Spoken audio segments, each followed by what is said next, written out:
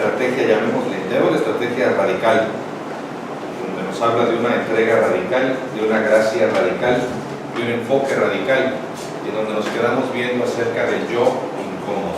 Vamos a orar.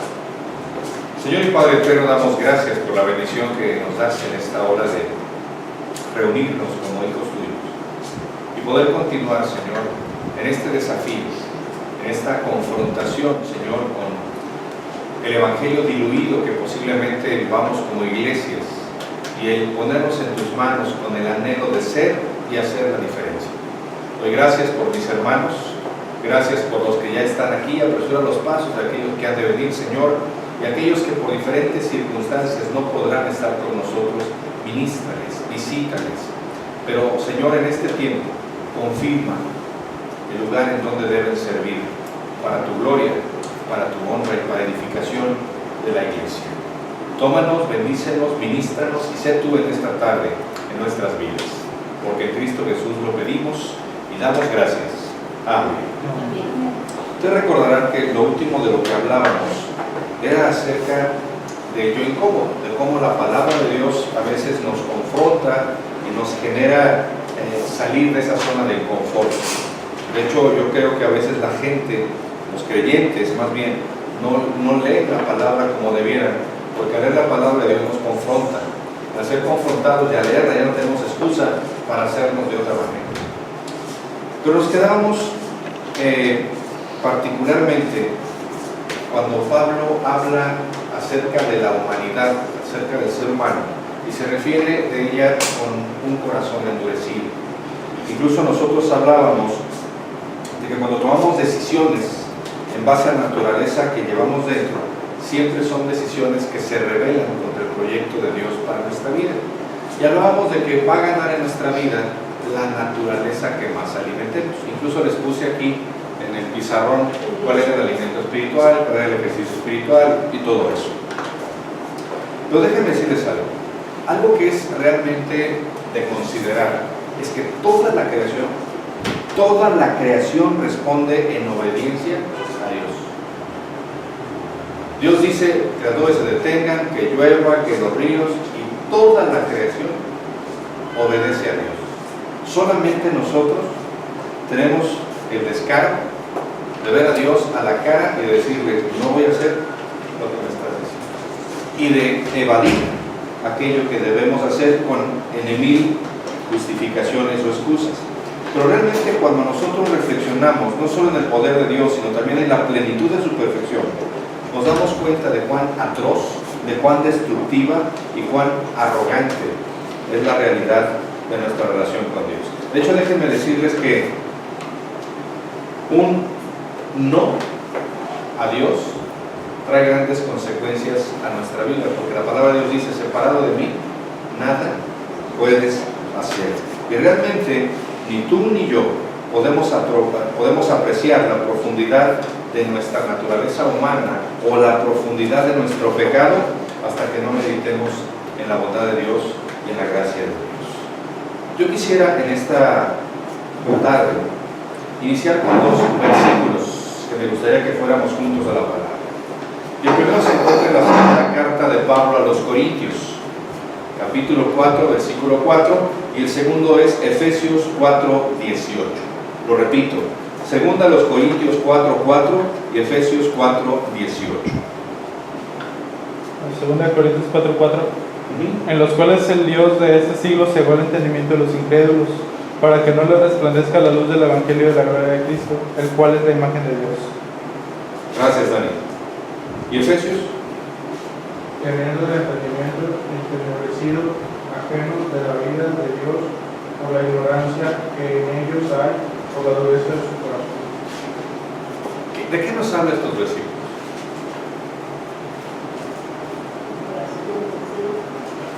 Hablan del corazón endurecido, hablan de qué más? Hablan de un entendimiento entenebrecido. Cuando vamos a la palabra de Dios y vemos estos versículos, nos muestran la verdadera, la real profundidad de nuestra necesidad de Dios, nos hacen ver cuán oscurecidos están nuestro entendimiento, nuestro razonamiento y cómo nuestro corazón a veces es como piedra, porque ni siquiera el Evangelio ha sido sensible para que podamos movernos de acuerdo a las prioridades de Dios. Y no podemos ver a Cristo en plenitud debido a la profundidad de nuestra ceguera espiritual. Tenemos ojos si no vemos, tenemos oídos si no oímos. Debemos de vivir una vida plena y abundante y vivimos como muertos. Por eso la justicia y la ira de Dios son proporcionales a la profundidad de nuestro pecado. La justicia y la ira de Dios son proporcionales a nuestra necedad, son proporcionales a nuestra desobediencia. Y nuestro pecado es proporcional a la profundidad de la perfección de Dios. ¿Por qué? Porque cuando yo veo la santidad de Dios y veo el marco de referencia de su palabra, mi naturaleza se confronta. Y cuando la palabra de Dios me da principios de vida y mi humanidad se confronta con esos principios de vida, sale a la luz las áreas de oportunidad o las cosas que yo no estoy haciendo y debo de hacerlas. Entonces, hay una cuestionante aquí en la palabra de Dios. ¿Qué necesito que Dios haga conmigo? ¿De qué manera necesito que Dios me diga las cosas para hacerlas? ¿Cómo quiero que Dios me trate para que pueda entender su palabra? ¿Qué necesitamos como pueblo de Dios si tenemos al alcance de nuestra mano la palabra de Dios, el Espíritu de Dios, la mente de Cristo? ¿Tenemos el poder que levantó a Jesús de los muertos? Si tú y yo pudiéramos realmente ver que la justicia y la ira de Dios, como lo acabo de mencionar, son proporcionales a la profundidad de nuestro pecado, y nuestro pecado es proporcional a la profundidad de la perfección de Dios, si lo sumáramos, tú y yo podríamos ver que carecemos de toda esperanza en nuestra vida sin intervención de Dios. Separados de Dios, nada somos y nada podemos hacer. Y hay una pregunta interesante. ¿Cómo Dios nos salvó de la ira de Dios? ¿Cómo? Sin hacer nada nos dio la oportunidad de... Sí, pero ¿qué hizo Dios? Yo no hice nada. ¿Pero qué hizo Dios? Mandó a su Hijo. O sea, fíjense, Jesús murió por ti y por mí, y Él no lo hizo para que pudiéramos tener una vida mejor. Él no murió para que pudiéramos tener una vida sin problemas. Él no murió para que nuestras necesidades estuvieran satisfechas. Él murió para que tú y yo pudiéramos ser rescatados de la ira justa y poderosa de Dios. Él llevó el castigo que yo merecía, no para que viva como yo quiero, para que pueda realmente entender el propósito de su gracia. Y recordar esa verdad del Evangelio debiera afectar nuestra comprensión del Evangelio y la comprensión de la responsabilidad que yo tengo delante de Dios. ¿Saben que los Evangelios revelan la profundidad de nuestra necesidad de Dios? ¿Qué tanto necesitamos a Dios? Y si me dicen mucho, entonces tengo que filtrar y ver mi vida acerca de cuánto de mi tiempo, cuánto de mi vida realmente estoy en Dios, estoy con Dios, estoy viviendo la palabra de Dios, estoy alimentándome del Evangelio. Porque ni usted ni yo podemos fabricar la salvación. Ni ustedes ni yo podemos programar la salvación, no podemos producirla, ni siquiera podemos iniciarla. Dios se acerca a ti y a mí primero. Y a la luz de esto, a la luz del Evangelio, entonces déjenme decirles que la exigencia de la vida cristiana empieza a tener sentido. Porque yo no puedo seguir a Dios si no tengo un enfoque radical de lo que Dios es. Entonces viene aquí algo muy interesante en lo que nos vamos a tardar el resto del tiempo de esta noche. ¿Cómo respondo yo al Evangelio? Si realmente el Evangelio me incomoda o me provoca para salir de mi zona de confort y estoy consciente de que Dios es quien dice ser y que Dios a través de su gracia y a través de que Jesucristo cargó mi pecado y Él fue crucificado y tomó mi lugar, y eso fue lo que Dios hizo para salvarme de la ira de Dios, ¿cómo respondo yo ante el Evangelio? Porque los intentos contemporáneos de vender el cristianismo de pronto dejan de parecer adecuados. Déjenme decirles algo. Hoy por hoy le decimos a la gente: haz una oración. Pídele a Jesús que entre a tu corazón. Haz una oración sencilla. Camina por el pasillo, pasa al frente, recibe a Jesús como tu Salvador. Y posiblemente entiendo por qué el enfoque de lo que hemos hecho a lo largo del tiempo. Pero eso es reducir el Evangelio.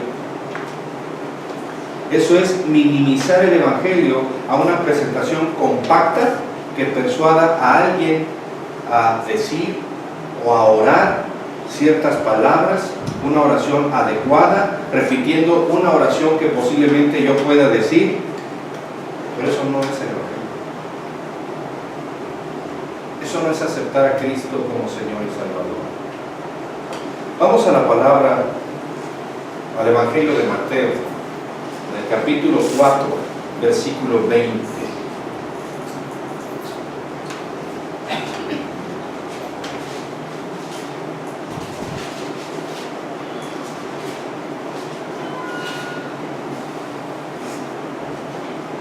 Mateo 4, versículo 20. ¿Qué dice?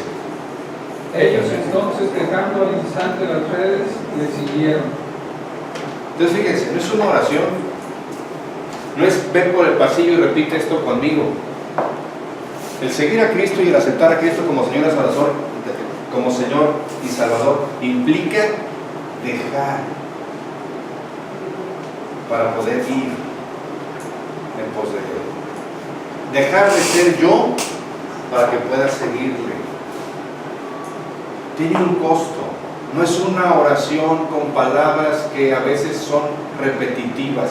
Amén por el sentimiento de la persona que ora y por el sentimiento de la persona que acepta a Cristo. Pero el Evangelio no se reduce a una oración.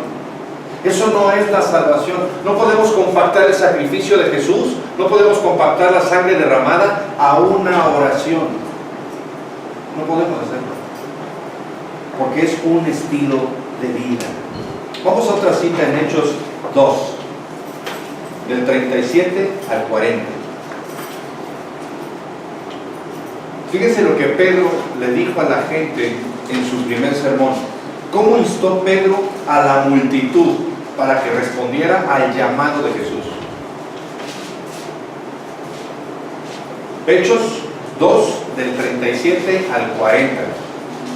Al oír esto se compungieron de corazón y dijeron a Pedro y a los otros apóstoles: varones hermanos, ¿qué haremos? Pedro les dijo: arrepentíos y bautícese cada uno de vosotros en el nombre de Jesucristo para perdón de los pecados, y recibiréis el don del Espíritu Santo, porque para vosotros es la promesa y para vuestros hijos y para todos los que están lejos, para cuantos del Señor nuestro Dios llamare. Y con otras muchas palabras testificaba y les exhortaba diciendo: sed salvos de esta perversa generación. Déjame decirte algo. En ninguna porción de la Escritura vamos a encontrar a Pedro, a Juan, a los discípulos decirle a la gente: inclinen su rostro y vamos a orar. En ninguna parte de la Biblia vamos a ver a los discípulos de Jesús, cuando hablaban del costo de seguir a Jesús, decir: haz esta oración conmigo. En ningún lugar de la Biblia. Pedro decía a la gente: arrepiéntete. Arrepiéntete de tu vana manera de vivir. El aceptar a Cristo es más que una oración, repito. No podemos diluir el Evangelio ni el sacrificio de Cristo a una oración del pecador. Sí, a un estilo de vida en arrepentimiento. ¿Qué es el arrepentimiento? Podemos decir que es una acción de abandonar lo que soy y seguir a Cristo en los días. Lo vemos en Mateo 4. Él les dijo a sus discípulos: síganme. Y vemos que todos los discípulos, en la secuencia que mencionan los evangelios, dejándolo todo, le siguieron. El arrepentimiento viene de una palabra que es metanoia o metamelomai, que implica cambio de dirección, cambio de vida. El Señor, cuando viene a mi corazón y cuando realmente tengo un nuevo nacimiento, hace una transformación en mi vida. Voy de muerte a vida, de oscuridad a luz. Me da un nuevo comienzo, un nuevo nacimiento, y en él una nueva manera de pensar, nuevos valores, nuevas prioridades. Pero tiene que ser un arrepentimiento, no simplemente una oración. Hay gente que ora y que levanta la mano y viene llorando al templo, al altar, perdón, y aparentemente acepta a Cristo. Digo aparentemente porque su estilo de vida no cambia. Y la palabra de Dios habla de un arrepentimiento. ¿Saben cuál es la diferencia entre el arrepentimiento y el remordimiento? Sofi, ¿puedes ir con Rosario y pedirle un plumón para pintarrón? Porque se me olvidó traerlo. Silvia. El remordimiento nada más es momentáneo y volvemos a hacer lo mismo. Y cuando hay arrepentimiento, es genuino, cambiamos de dirección. Ok. En la vida del ser humano hay tres áreas que se ven afectadas por el arrepentimiento, que es el área intelectual, el área emocional y el área volitiva o de la voluntad. Yo tengo un estilo de vida determinado, cometo algo que sé que no está bien delante de Dios, puede ser incluso el saber lo que es bueno y no hacerlo, e intelectualmente sé que no estoy haciendo lo que Dios me pide. Ahí entra mi aspecto intelectual. Voy a la palabra y en el marco de referencia de la palabra me estoy dando cuenta que no estoy dando el kilo de lo que Dios espera de mi vida. Es un proceso, pero hay proceso de 1, 2, 3, 5 años, etc. Yo no puedo quedarme como niño espiritual, tengo que crecer para poder madurar y dar fruto, que es lo que glorifica el nombre de Dios. Entonces, intelectualmente yo tengo una concepción y sé que estoy haciendo mal. Si no me estoy congregando, y la Biblia dice no dejes de congregarte, yo sé que estoy mal. Intelectualmente sé que estoy mal. Si la Biblia dice que yo tengo que perdonar y no perdono, sé que estoy mal. Intelectualmente estoy mal. Podré justificarme y dorarme la píldora, pero sé que estoy mal. Y si yo estoy mal, muy amable, muy gentil, entonces se afecta mi aspecto emocional. Sé que estoy mal y me siento mal. Y hay veces que podemos llorar y ser genuinos en nuestra manera de sentirnos y de llorar con esa genuinidad, si es que existe la palabra, pero me gustó. Pero si eso se queda ahí y con el paso del tiempo se me pasa, eso es remordimiento. El remordimiento es culpa sin acción. Pero en el aspecto del arrepentimiento interviene el aspecto intelectual, el aspecto emocional y entonces el aspecto de voluntad. Sé que estoy mal, me siento mal y decido cambiar de dirección. En el marco del sí. Hoy por hoy habemos muchos arrepentidos. Digo muchos con remordimiento, pero no evidencias de arrepentimiento. Porque volvemos a las circunstancias que sabemos que nos dañan y que dañan a otros. Por eso somos más religiosos que tener una relación real y genuina con Dios. Y es muy fácil, lo voy a poner aquí para que no se nos olvide.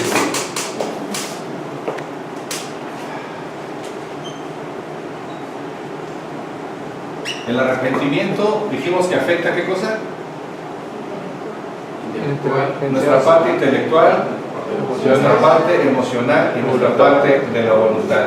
Si mi vida llega solamente al aspecto intelectual y emocional, entonces no es arrepentimiento, es remordimiento. Y podemos llorar de verdad, pero no pasa nada. El arrepentimiento implica un cambio de dirección, un cambio de 180 grados. Pero cuando predicó a los judíos, cuando aceptaron 3,000 y 5,000 el señorío de Cristo, no les dijo inclinen su rostro para orar, les dijo arrepiéntanse, les dijo cambien su manera de vivir, cambien su manera de pensar. En ninguna parte de la Biblia, permítanme repetir esto, vamos a encontrar un énfasis para recibir a Jesús. Él es el que nos recibe a nosotros. Él es el que nos marca las pautas para que podamos tener comunión con Él. Él nos ama y se acerca primero a nosotros. Pero ¿qué nos hace pensar que soy yo el que decido si entra o no entra? Con una oración, cuando no hay evidencia de un cambio de vida. Cintia. Cuando nosotros hemos salido a compartir de la palabra, a evangelizar, como que dice, a nuestro entorno, sí hacemos una oración, bueno, nos llevamos el folleto, ¿verdad? Y saludamos a las personas, pero siempre podemos decirles, como dice la palabra en Romanos 3:10, no hay justo ni uno. Y en Romanos 3:23, por cuanto todos pecados están excluidos de la gloria de Dios. Y así hacemos referencia. Después, en la oración que les invitamos a hacer, pues viene siendo que se arrepientan ellos como pecadores, ¿verdad? Reconociéndose a ellos como pecadores, invitándolos a arrepentirse, que sean honestos con ellos mismos y con Dios para que podamos, ¿cómo se llama?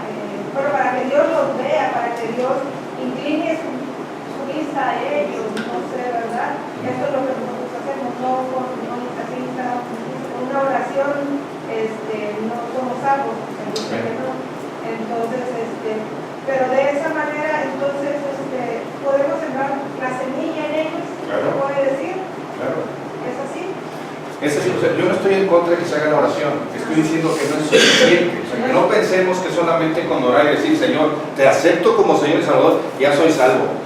Pero No, ¿cómo podemos llegar a ellos nuevamente para pues, ahora sí que sería discipularlos, ¿verdad? O sea, obviamente como no los conocemos, salimos a la calle a predicar, a conocer a la gente, a traerlos a los pies del Señor, pero ya no los podemos, si fuera ellos el domingo, acercarlos a la iglesia y que se hagan, que hagan la voluntad de Dios una vez, dos veces, bueno, en mi caso fue así, ¿no? Me invitaron una vez, por mi sentir, yo llegué a Dios. Yo creo que fue muy especial porque me enseñaron el camino y yo seguí en el camino, sigo aquí. Entonces, pero a ellos que les compartimos ya no tienen esa, o sea, en su mente a lo mejor, pues, como usted dice que hice una oración, pues ya no, Dios ya me perdonó, pero ¿qué sigue después para mi vida? Silvia, pues ya te digo. Ahí aplica, por ejemplo, lo de la palabra del sembrador, que depende de cada persona, de qué tipo de tierra fértil o no seamos.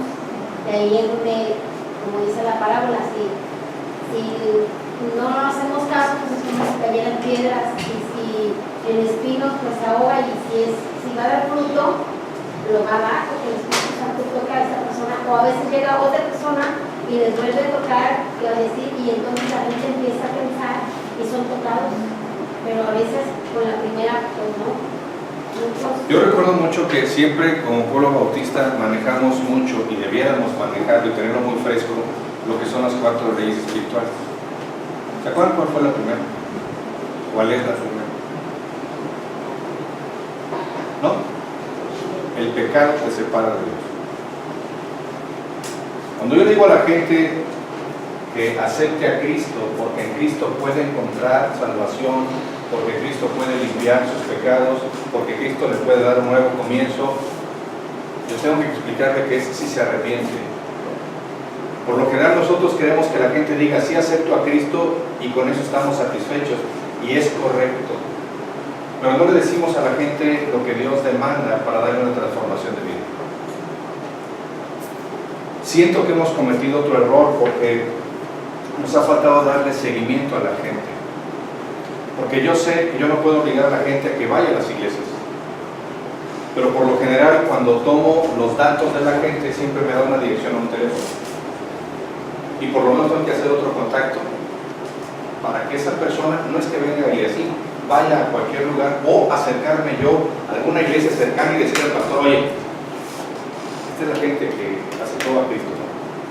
Nos ha faltado darle seguimiento a la gente y hemos reducido el evangelio. Y es como si Dios nos estuviera suplicando, por favor, abre tu corazón, acéptame, No. Es Dios el que nos dice, tengo todo para ti, pero tienes que arrepentirte. Tienes que dejar el pasado atrás, y es un proceso. Pero cuando yo hago la oración, lo que hace la oración es posicionarme en el camino para que yo pueda seguir a Cristo. Pero una persona que acepta a Cristo o hace la oración, no sabe qué sigue. Yo tengo que decirle que sigue.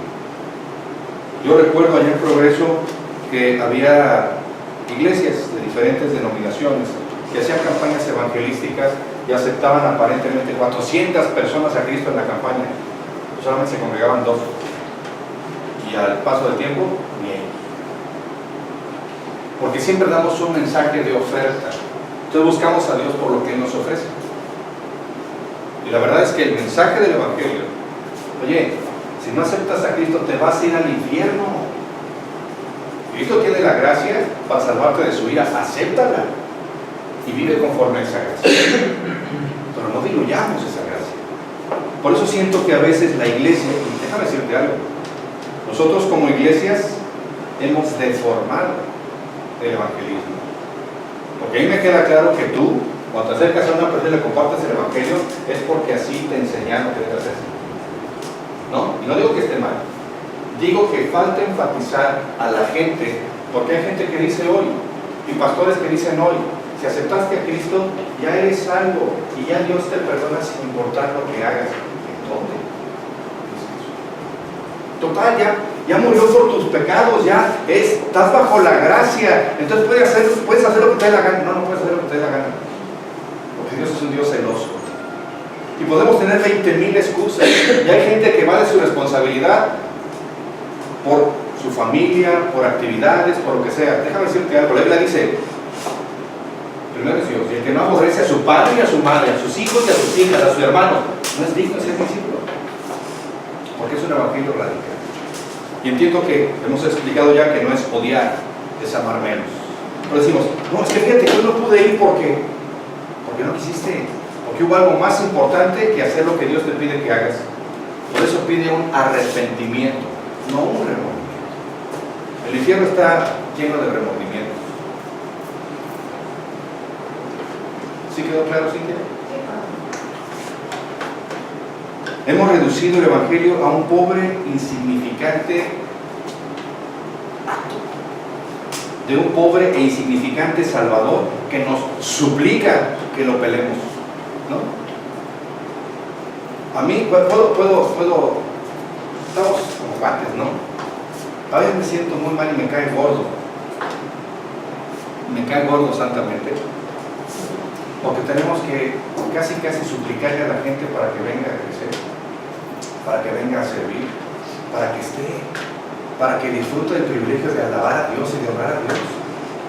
Pues ¿quién es Dios? Dios es el que nos da el privilegio de adorarle. Por eso busca adoradores que le adoren en espíritu y en verdad.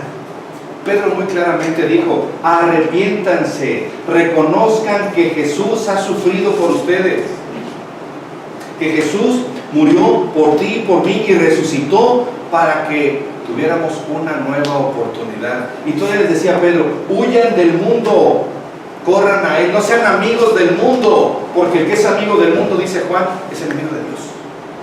Ese es el evangelio. Pensamos que el evangelio de la gracia es, no importa, Dios es amor, sí es amor, y su amor es abarcante, abundante y permanente, pero es un Dios justo. Y a veces minimizamos esa justicia de Dios.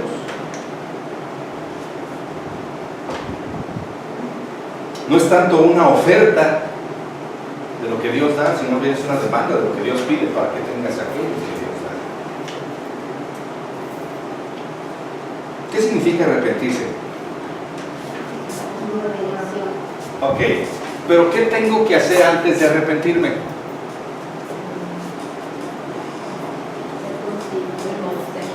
Reconocer. ¿Estarían de acuerdo conmigo que antes de arrepentirme tengo que confesar? Sí. ¿Qué es confesar? Decir lo que se hizo mal. ¿Ok?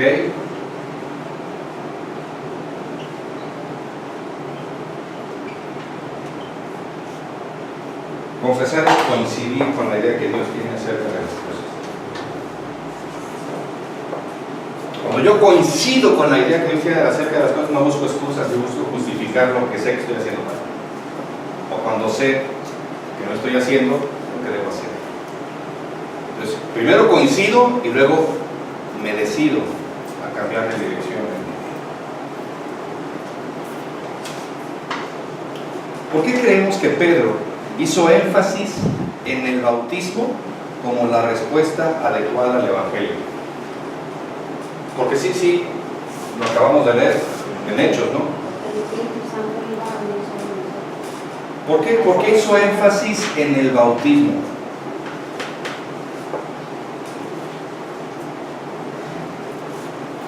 ¿Qué significa el bautismo? Una muerte al pecado y resurrección. Muerte a tu vida pasada y la resurrección a una nueva vida. No una vida de perfección. Yo le digo a la gente porque me dicen, es que todavía no me bautizo porque estoy a seco. No, y después de bautizado vas a seguir en eso. El bautismo es la evidencia. Yo doy al mundo de quién soy. Máxime si he sido sellado por el Espíritu Santo y Él me redarguye. Él me recuerda la verdad. Él me indica lo que debo vivir. Pero déjame decirte algo. Arrepentirse no solamente quiere decir dejar de hacer lo malo, o no solamente quiere decir dejar de pecar, significa darse la vuelta. ¿Sí?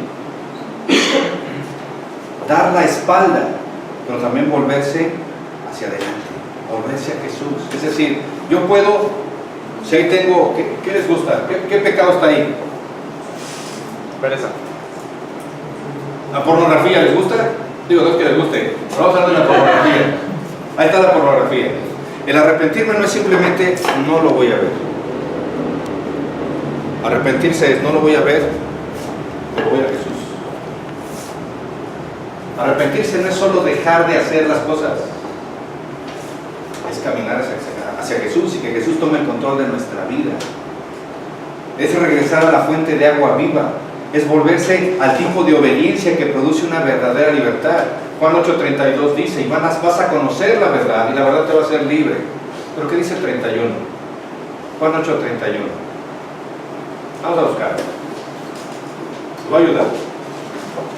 Si permaneces en mi palabra permanece en ti, vas a conocer la verdad. Y la verdad te va a hacer libre. No es otra manera.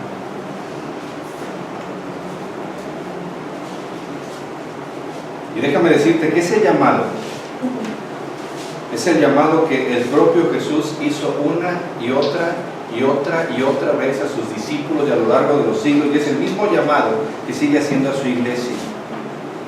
El bautismo tiene la intención de simbolizar el tipo de muerte que se requiere de todos los cristianos y salir realmente del agua como una persona nueva, una persona que coincide con Dios y que da vuelta atrás y busca a Jesús,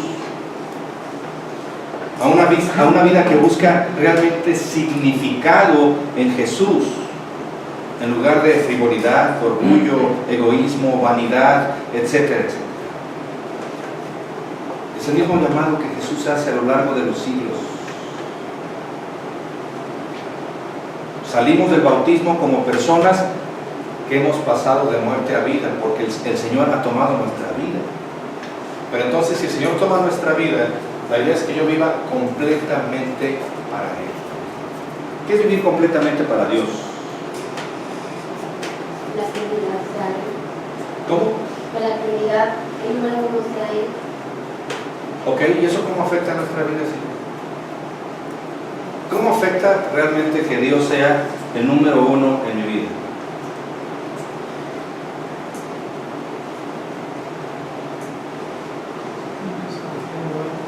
Pues dejar el lugar de comodidad y cambiar en las actitudes, en las acciones. Cambiar las actitudes y las ¿qué dijiste? Acciones. Ok. ¿Tú qué dijiste, Artemio? Que nos crean muchas contiendas el estar con Cristo. Genera muchas contiendas, sí, tanto externas como internas. Tenemos una guerra civil constante entre lo que quiero hacer y lo que debo hacer. Pero si hago lo que quiero, entonces yo no estoy coincidiendo con lo que Dios dice. Pablo decía, ¿quién me librará de este cuerpo de muerte? Porque lo que quiero hacer, no debo, pero hago lo que no debo. ¿Saben qué es el cuerpo de muerte? El cuerpo de muerte era una sentencia romana y algunos de los reos trasladaban un muerto a la espalda y a donde iban con el muerto. Entonces toda la podredumbre del muerto se pasaba al cuerpo y el cuerpo iba muriendo por las infecciones y por todo lo del muerto, hasta que moría. Ahorita que suspiraste, Hace ratos. comentar, es un día pesado, ¿no? Y hay días que sí son pesados. Esas corrientes que te digo, pero después de esa resiliencia. Amén. ¿Saben que a veces, y me quedo con lo que decía Demetrio ahorita, la zona de comodidad puede ser el dolor? La zona de comodidad puede ser la religiosidad. La zona de comodidad puede ser el complejo. Todo aquello que impide que yo viva como debo vivir es una zona de confort, porque es lo que yo me he acostumbrado a vivir. Y si me sacan de ahí, no sé cómo vivir. Hay gente que vive en el conflicto, y quiere ese conflicto, no sé cómo vivir. Yo una vez le decía a algunas personas, y se los comparto ahora a ustedes, imagínense que yo tuviera la capacidad para quitarle a cada uno de ustedes su trabajo, a su familia, a sus amigos, se quedaron realmente solos. Yo les preguntaba, ¿quiénes son? Porque si nos quitan todo nuestro entorno y no sabemos quiénes somos, ni no estamos parados, quiere decir que yo soy lo que mi entorno determina que sea.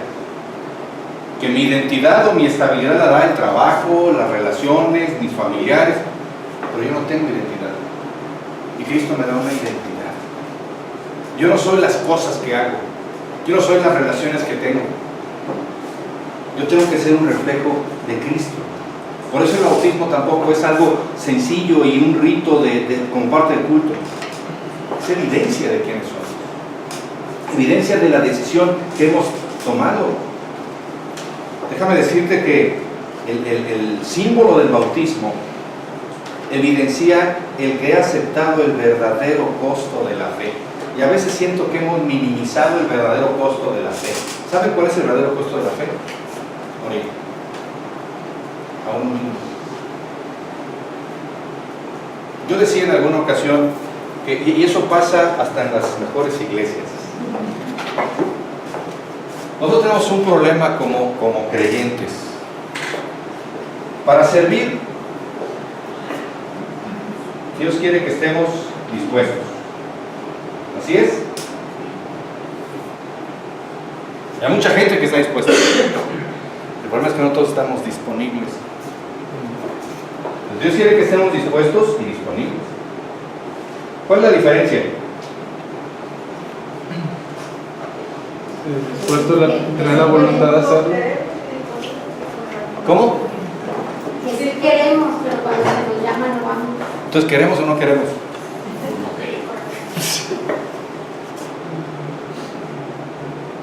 Podemos estar dispuestos, pero no disponibles. Porque a lo mejor no estoy disponible porque estoy en mi zona de confort, porque no quiero dar el siguiente paso, porque no he priorizado mi vida, porque no he ordenado entre lo urgente, importante y menos importante. La realidad de las cosas es que hay más gente dispuesta que disponible. Y de los que están disponibles, no todos están preparados.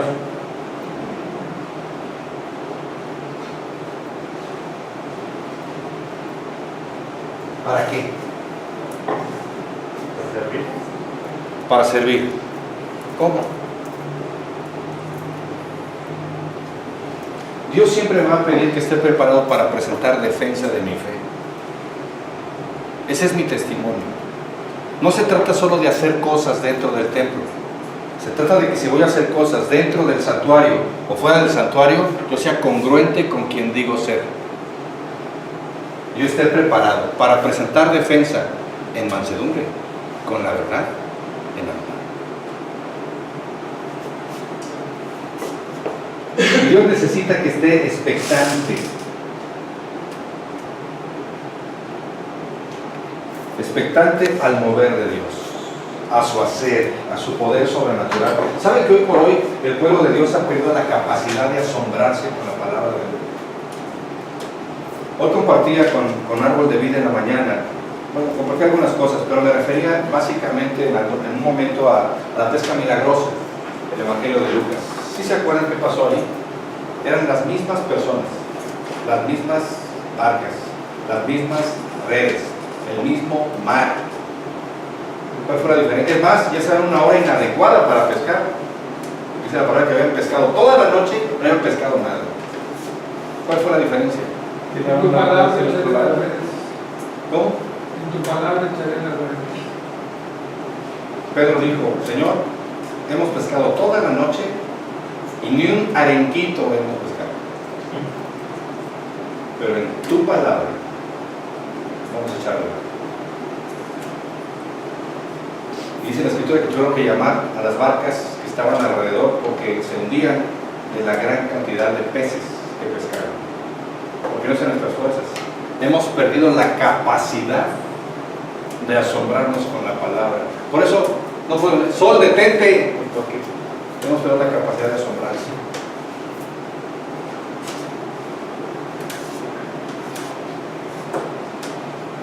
El costo de la fe implica morir a nosotros mismos. Y hay una pregunta importante, y no quiero que nadie me la conteste. En alguna ocasión esta pregunta la hice a siervos de Dios, a quienes amo y respeto profundamente. Pero cuando nosotros hablamos del arrepentimiento, y hablamos del bautismo, y hablamos del costo de la fe, y hablamos de nuestra identidad, hay una pregunta: ¿estamos seguros de ser cristianos? ¿Estamos seguros realmente de ser el brazo extensivo de Cristo? Porque Dios lo que quiere es una entrega radical. Y a lo mejor la vida de la iglesia o la sociedad o la dinámica puede llevarnos a ocultar el verdadero significado del arrepentimiento y el bautismo, pero entenderlo es lo que implica una verdadera transformación de vida. Es lo que realmente evidencia la transformación que nos describe como discípulos de Jesús. Una entrega radical que nos lleva a vivir en una gracia radical. Por eso el Evangelio exige, pero también capacita para volvernos a Dios. Para dejar nuestra zona de confort, para dejar nuestra rutina, para dejar lo que tú quieras. ¿Sabes a qué nos llamó Dios? ¿A qué nos llamó Dios? A ser ingenieros, doctores, maestros. ¿A eso nos llamó Dios? No. Y yo creo, yo sé que Dios no está peleado con lo que podamos ser profesionalmente, pero ¿a qué nos llamó Dios? Anunciar las virtudes de aquel que nos llamó de las tinieblas a la luz admirable. Suena muy padre eso, pero Él nos llamó a ser pescadores de hombres. ¿No? ¿A quién estás pescando? Pues si lo único que pescamos es resfriado, algo está pasando en nuestra vida. Si nuestra vida no está reproduciéndose, si nuestra vida no está impactando, podemos ser muy buenos profesionalmente, pero a Dios le interesa que seamos muy buenos espiritualmente. Al fin de cuentas, cuando estemos en el cielo, Él no nos va a preguntar cuántos títulos tienes y cuánta lana tienes y cuál es la marca de tu carro. Él nos va a preguntar qué hiciste con la gracia de mi Hijo Jesucristo, qué hiciste con el señorío de mi Hijo Jesucristo, qué hice con lo que yo puse en tus manos para impactar e influir en tu entorno. Lo que el Evangelio exige, pero también capacita para que podamos volvernos a Cristo, y nos capacita para llevar nuestra cruz, y nos capacita para morir a nosotros mismos y para poder seguir a Jesús. Él nos dejó ejemplo para seguir sus pisadas. Por eso Jesús no es alguien a quien tengamos que aceptar o invitar a nuestro corazón. Es alguien por el que tenemos que morir y vivir. Porque miren, yo crecí en esa forma, y a mí me confrontó el pastor Homero como lo estoy haciendo en esta tarde. No es lo mismo que yo invite a Cristo a mi corazón, porque yo lo puedo llevar donde me dé la gana, porque es mi invitado, a que yo me rinda a su señorío y entonces yo haga lo que Él me dice y yo viva como Él me dice y priorice como Él quiere. La salvación es por gracia, pero déjame decirte algo. Esa gracia nos lleva a entender que Dios es digno de una entrega inmediata y total. Pensemos un momento qué áreas de nuestra vida no le hemos dado todavía por completo al Señor. ¿Sabes qué implica la gracia? El regalo de la gracia implica el regalo de un nuevo corazón, nuevos deseos, nuevos anhelos.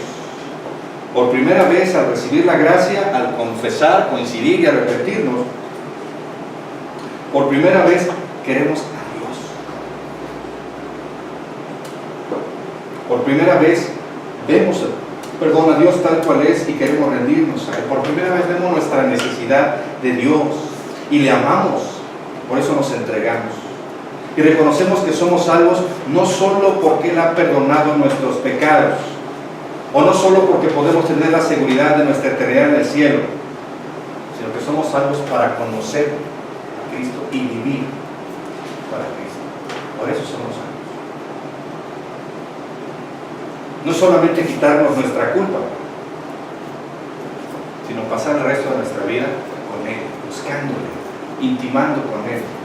Es por eso que hombres y mujeres alrededor del mundo arriesgan sus vidas por compartir el Evangelio. Es por eso que hombres y mujeres alrededor del mundo no les interesa morir por causa de Cristo. Hoy por hoy la iglesia tiene que dejar de ser una caricatura barata del cristianismo.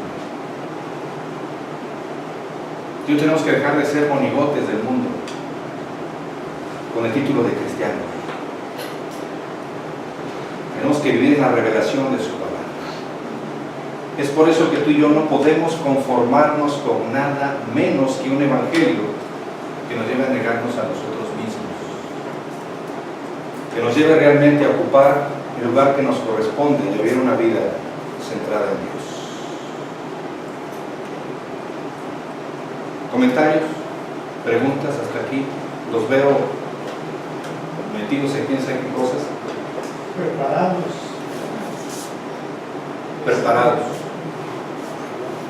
Yo insisto en aquellas personas que están alejadas de Dios, incrédulos o soberbios, como se les llama. A lo mejor estamos preparados más para esas personas. Amén. ¿Cómo nos preparamos, Artemio? Porque eso es una máxima. Pero yo no me preparo en base a mi capacidad. Porque yo puedo leer toda la palabra de Dios y estar en seminarios y conocer la palabra de Dios de pe a pa y no estar preparado. Puedo tener mucho conocimiento y no estar preparado. Bueno, ahí lo siguiente, expectante, yo le digo a mi Señor, Dios, tú guíame, voy a estar a la expectativa de Dios para que tú me guíes, dame una señal para que yo pueda actuar en ese momento y que esas personas me puedan escuchar. Amén. Estar preparado, expectante. Amén. Nosotros nos preparamos fortaleciendo nuestra relación personal con Cristo y no diluyendo nuestra identidad. Miren, el próximo viernes, si Dios lo permite, vamos a entrar a algo un poco más escabroso, que es el enfoque radical. ¿Ya no, Cintia? ¿Estuvo mal? Pero miren, ustedes y yo tenemos que entender que somos salvados de las obras para hacer obras. Yo quiero hacer muchas cosas, pero no sé. ¿No sabes? Sí sabes. Pero a veces tenemos temor.